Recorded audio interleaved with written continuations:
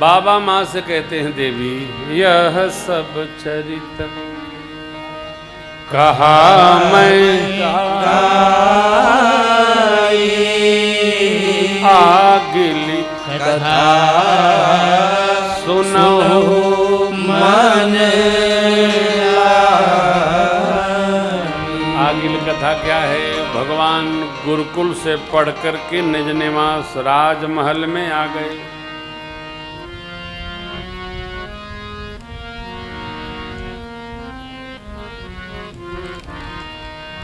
पढ़ाई पूरी हो गई। अब इंटर्नशिप का प्रारंभ है। इंटर्नशिप समझते हैं? House job. पढ़ाई करने के बाद बच्चों को प्रोजेक्ट मिलता है। अब आप एक्सपीरियंस होल्डर हो जाएंगे।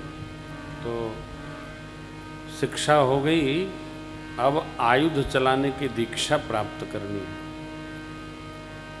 जो हथियार रखता है ना, उसका एक फायर रेंज होना होता है, उसमें जाना पड़ता है और दाएं दाएं करना पड़ता है। जहाँ जहाँ मिलिट्री क्षेत्र होगा, आपको ज्ञात नहीं है, मुझे ज्ञात है, लेकिन मैं चर्चा नहीं करूँगा। अपने देश में 20 जगह मिलिट्री क्षेत्र नीचे है। ऐसा नहीं कि ऊपर सब दिखाई पड़ रहा है, नीचे है।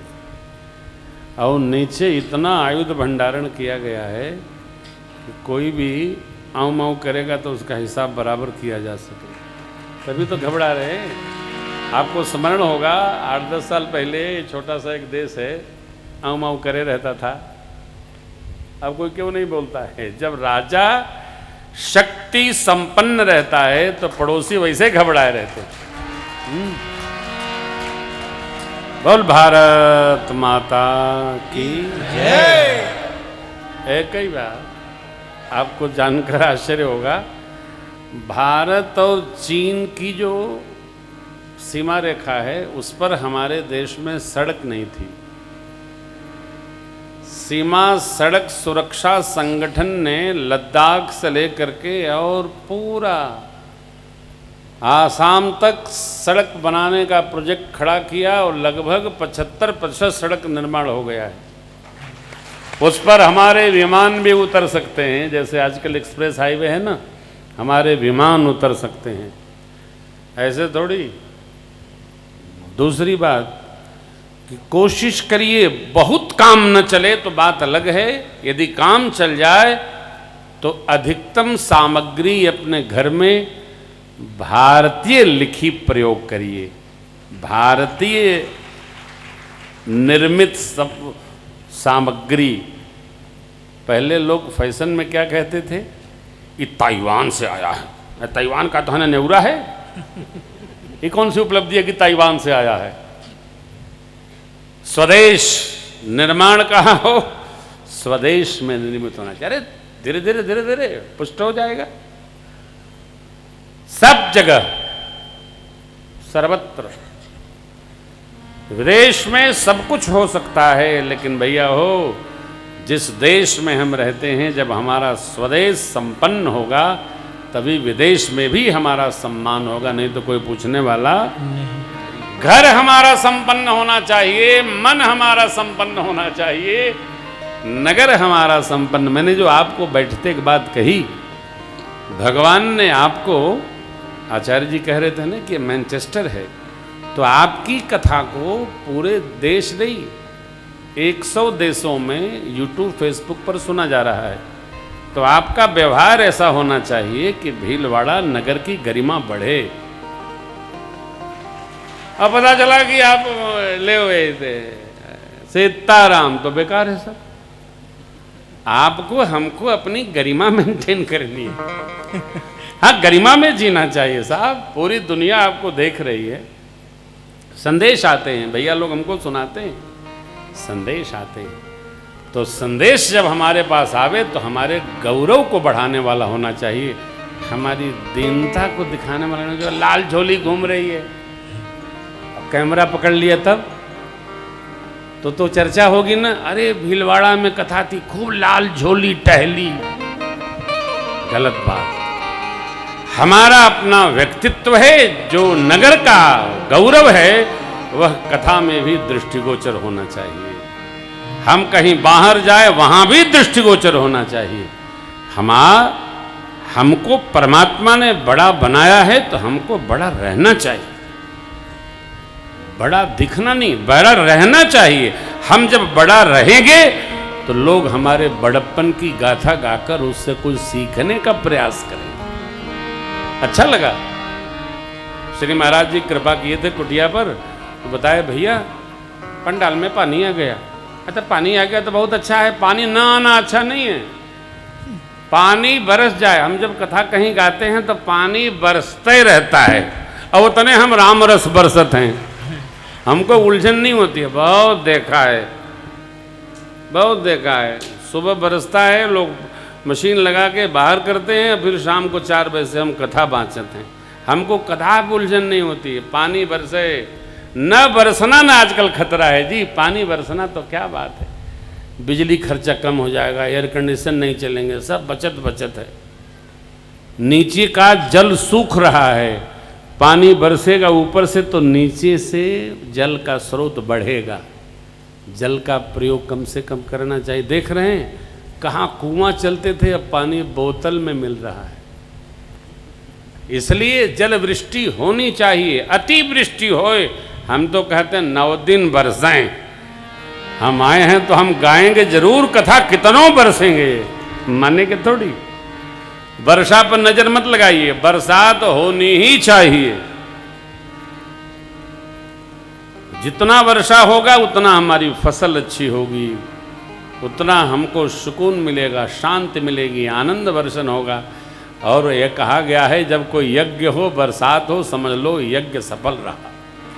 ये महात्मा लोग कहते हैं, महापुरुष बैठे हैं, यज्ञ सफल रहा, रोने का काम नहीं, आनंद में रहिए।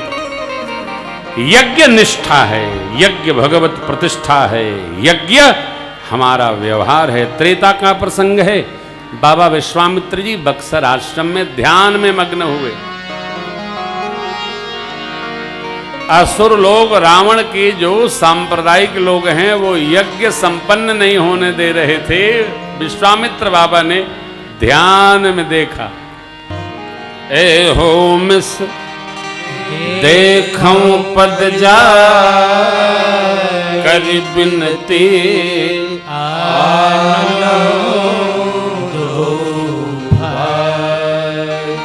ज्ञान वैराग्य के निवास स्थल परमात्मा का हम दर्शन पाएंगे।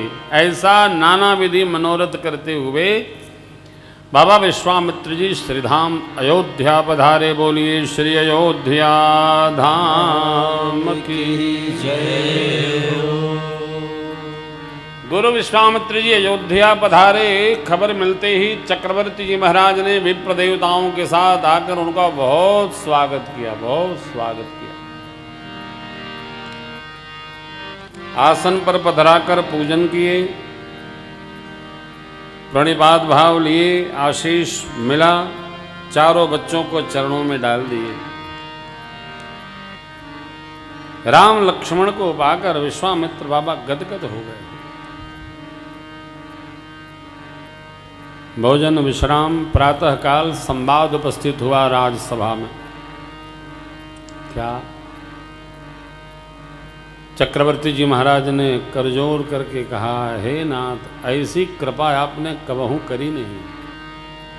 आपके आगमन का कारण क्या है? के ही कारण आगमन तुम्हारा, कहु सो करत न लाग। गुरु विश्वामित्र जी बोले, राजन असुर समूह सतावहि मोहि, मैं जाचन आयो अनुज समेत देव रघुनाथा, निश्चर देहु भूप मन हर्षित तजहु मोह यज्ञा, धर्म सुजस प्रभु तुमको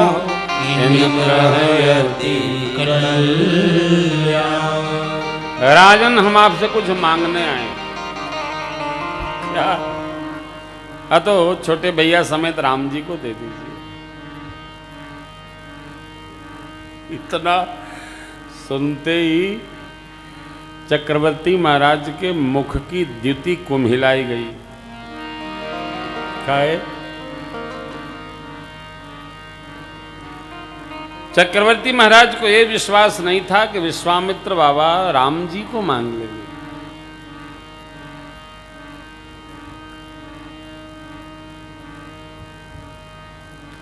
देखिए, दो बात लोग कहते हैं, इसको हम बार बार स्मरण कराते हैं। एक बात कहूँगा, बुरा तो नहीं मानेंगे, साफ कहिए, बुरा मानने लायक होगा तो जरूर मानेंगे, इसकी कोई गारंटी नहीं है। दूसरी बात, एक सामान मांगे, मना तो नहीं करेंगे ना, ना, पहले सामान का नाम बताओ फिर हम तय करेंगे मांगेंगे देंगे कि नहीं देंगे। ना आदमी क्या मांग ले। हाँ, मांगने वाला तो कुछ और मांग सकता है साहब, जो अच्छा लग जाए उसको।